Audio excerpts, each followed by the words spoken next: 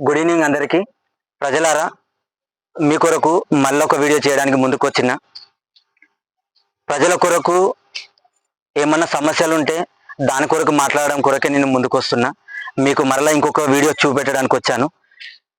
ఇది మన ధర్మసాగర్ మండల పరిధిలో ధర్మసాగర్ ఎంఆర్ఓ ఆఫీస్ నుంచి కొంత ముందుకు వస్తే ఇక్కడ మనకు సబ్స్టేషన్ కనబడుతుంది. సబ్స్టేషన్ ముందు రైతు వేదిక ఉంది. సబ్స్టేషన్ ఆపోజిట్లకు వస్తే ఇక్కడ మీరు చూడొచ్చు. సబ్స్టేషన్కి ఆపోజిట్కి వస్తే ఇక్కడ మీరు చూడొచ్చు. ఇది అంతా గవర్నమెంట్కు చెందిన భూమి. ఇది సుమారు ఈ విస్తీర్ణం మొత్తము ఒక 2 ఎకరాల పైగానే ఉంటుంది అనుకుంటున్నా. ఇక్కడ చూడొచ్చు రూములు మీరు.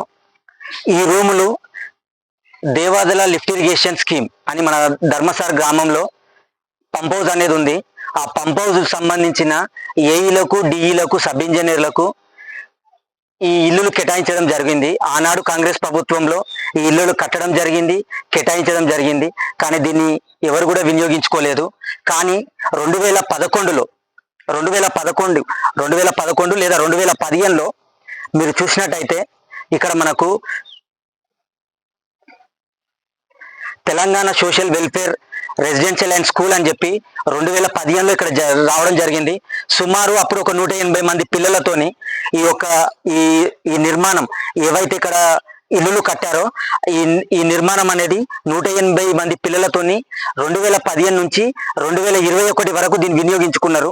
కానీ 2021లో ఏదైతే సోషల్ వెల్ఫేర్ రెసిడెన్షియల్ స్కూల్ ఉందో దాంట్లో స్ట్రెంత్ పెరగడం వల్ల ఇది సరిపోలేదు. ఆ రోజు సరిపోకపోవడం వల్ల 2021లో దీన్ని మొత్తం వేకెంట్ చేసి మరలా వాళ్ళు రాంపూర్కు వెళ్ళడం జరిగింది. 2021 నుంచి ఇప్పుడు 2025 జరుగుతుంది. మరలా మనకు కాంగ్రెస్ ప్రభుత్వం వచ్చింది. అప్పుడు కాంగ్రెస్ ప్రభుత్వంలో కట్టిళ్ళు, ఇప్పుడు మరలా కాంగ్రెస్ ప్రభుత్వం వచ్చింది. ఈ కాంగ్రెస్ ప్రభుత్వంలో ఇవన్నీ ఇప్పటికీ ఖాళీగానే ఉన్నాయి. ఇది ఎవరు కూడా వినియోగించుకోవడం లేదు. మీరు ఒక ఇల్లు చూడొచ్చు. నేను ఒక రూమ్ చూపిస్తాను మీకు. ఆనాడు ఏఈలకు ఏ విధంగా కట్టిళ్ళు ఒకసారి చూడండి.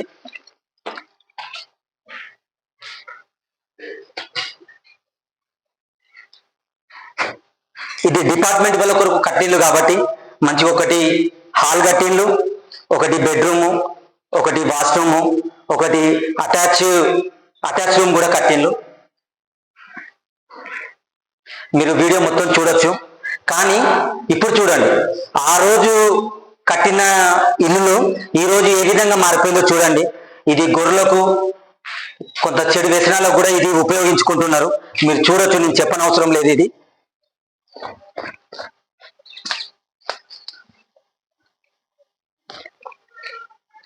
సీసీ రోడ్లు కూడా చూడండి, ఇప్పటికి కూడా అలానే ఉన్నాయి, బాగున్నాయి. ఇంతవరకు ఎటువంటి ప్రాబ్లమాటిక్ అయితే లేదు. ఇక్కడ సీసీ రోడ్లు కూడా బాగున్నాయి. మన ధర్మసాగర్ గ్రామంలో వీధులు చూడొచ్చు. నేను చెప్పడం కాదు, చాలా వరకు కొన్ని వీధులలో సీసీ రోడ్లు కూడా బాగాలేవు. కానీ ఇక్కడ సీసీ రోడ్లు బాగున్నాయి, ఇల్లులు బాగున్నాయి. దీనికి సంబంధించిన కరెంటు సప్లై కూడా అన్ని సౌకర్యాలు ఉన్నాయి. ఇక్కడ సౌకర్యం లేదంటూ ఏం లేదు. ఎందుకంటే ఇది డిపార్ట్మెంట్ వాళ్ళకు ఇచ్చింది కాబట్టి డిపార్ట్మెంట్ వాళ్ళకు కొంతవరకు మంచిగానే నీట్గా కట్టిపెట్టిళ్ళు. కానీ ఇక్కడ ఇప్పుడు ఈ 2025లో ఈ యొక్క ఇల్లులు ఎవరికి కూడా ఉపయోగం లేకుండా పోతుంది. ఇటు గవర్నమెంట్ ఉపయోగించుకోవడం లేదు, ఇటు ప్రజలకు కూడా ఉపయోగపడడం లేదు. సో నేను అనేది ఏంటంటే, మన ధర్మసాగర్ గ్రామంలో చాలా మంది నిరుపేద కుటుంబాలు ఉన్నాయి. స్థలం లేని వాళ్ళు అనేక మంది ఉన్నారు. ఈ వర్షాకాలంలో చాలా మంది డేరాలు వేసుకొని వర్షంలో కింద పడుకుంటున్నారు. చాలా ఇబ్బందిగా కలుగుతుంది. పాపం మొన్న మనం చూసినట్టయితే ఇంద్రమ్మ ఇల్లులు కింద అనేక మంది మన ధర్మసాగర్ గ్రామంలో చాలా మంది అప్లై చేసుకున్నారు. కానీ మనకు వచ్చిన మొదటి విడతలో 43 మంది మాత్రమే సెలెక్ట్ అయింది. అందులో కూడా స్థలం ఉన్న వారికే వచ్చింది అనుకుంటున్నాం. ఎందుకంటే గవర్నమెంట్ ఇంతవరకు ఎవరికి కూడా స్థలం చూపెట్టి ఇల్లు ఇచ్చింది ఎవరికైతే లేదు. సో ఇది సుమారు 2 ఎకరాల పైన 3 ఎకరాల వరకు ఉండొచ్చు అందాదా. ఇక్కడ ఒక సుమారు ఇలాంటి ఇల్లులు ఇక్కడ కట్టిన ఇల్లులు 20 పైగానే ఉంటది. ఇప్పుడు ఇంద్రమ్మ పథకం కింద అర్హులైన ఒక సభ్యునికి స్థలం ఉన్న వాళ్ళకు 5 నుంచి 6 లక్షల రూపాయలు ఇస్తున్నారు. సో ఇక్కడ మీరు ఈ 20 ఇల్లులకు మీరు సుమారుగా అంచనా వేసుకున్న 5 లక్షలు వేసుకున్నా కానీ కూడా 20 × 5 లక్షలు, 1 కోటి రూపాయలు విలువ చేసే ఇల్లులు కూడా ఉన్నాయి ఇక్కడ. సో నేను చెప్పేది ఏంటంటే, ధర్మసాగర్ గ్రామంలో నిరుపేదలు ఎవరికైతే స్థలాలు లేవో ఇక్కడున్న స్థలాన్ని కేటాయించి ఇక్కడున్న ఇప్పుడు ప్రజెంట్ ఉన్న ఇల్లులను కూడా వాడుకోవచ్చు. ఇల్లు లోపల చెడు వ్యసనాలకు గొర్రెలకు వాటి వీటికి కొంత శుభ్రంగా లేవు. దాన్ని శుభ్రపరచుకొని చిన్న చిన్న వర్కులు ఉన్నాయి, డోర్లు కిటికీలు అలాంటివి కనుక చేసుకునేది ఉంటే డైరెక్ట్ నిరుపేదలు వచ్చి ఇలా ఉండొచ్చు.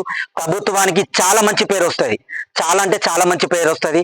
మరి ఇంకొకటి మన గన్పూర్ నియోజకవర్గం ఎమ్మెల్యే కళ్యాణ్ శ్రీయర్ గారికి కూడా, సార్ ఇక్కడ ఉన్న ఇల్లులు గనక పేదవారికి ఇంటింటికి ఒక కార్యదర్శిని ఒక సూపర్వైజర్ పెట్టండి. ఎందుకనంటే అలా నిరుపేదలు ఎవరున్నారు అనేది ప్రత్యేకంగా చూసి గుర్తించి వారికి ఇక్కడ స్థలాలు కేటాయించి ఉన్న ఇల్లులను కనుక వాళ్ళకు ఉపయోగించుకున్నట్టయితే మీకు మంచి పేరు వస్తుంది, గవర్నమెంట్కు మంచి పేరు వస్తుంది. రేవంత్ రెడ్డి అన్న గవర్నమెంట్కి ఆదాయం కూడా చాలా మిగులుతుంది. సో నేను చెప్పేది ఏంటంటే ఇక్కడ అన్ని వసతులు ఉన్నాయి. కరెంట్ అంటే ముందే సబ్స్టేషన్ ఉంది, ఆల్రెడీ పోల్స్ ఉన్నాయి, పోల్స్ కరెంటు కూడా లాగినరు. ఇంతకుముందు రూమ్లలో కూడా పవర్ సప్లై ఉంది. ఎందుకంటే ఇది already social welfare residential school వీళ్ళు ఇక్కడ వినియోగించుకున్నారు కాబట్టి లోపల స్విచ్ బోర్డులు కానీ లైట్లు కానీ అన్ని ఉంటాయి. అంటే లైట్స్ ఇప్పుడు ఫ్యాన్లు తీసేయచ్చు, కానీ కరెంట్ సప్లై అన్ని రూమ్లలో ఉన్నాయి. సో నిరుపేదలు ఎవరైతే ఉన్నారో, జాగలేని స్థలం లేని వారు ఎవరైతే ఉన్నారో ప్రత్యేకమైన శ్రద్ధ చూపి కార్యదర్శి గారికి ఏదైనా ఒక సూపర్వైజర్ను పెట్టి ఇంటింటికి సర్వే చేయించి స్థలం లేని వాళ్ళకి స్థలాలు కేటాయించి ఇప్పుడు ఉన్న ఇల్లులను కూడా కేటాయించాల్సిందిగా కోరుతున్నా. Thank you.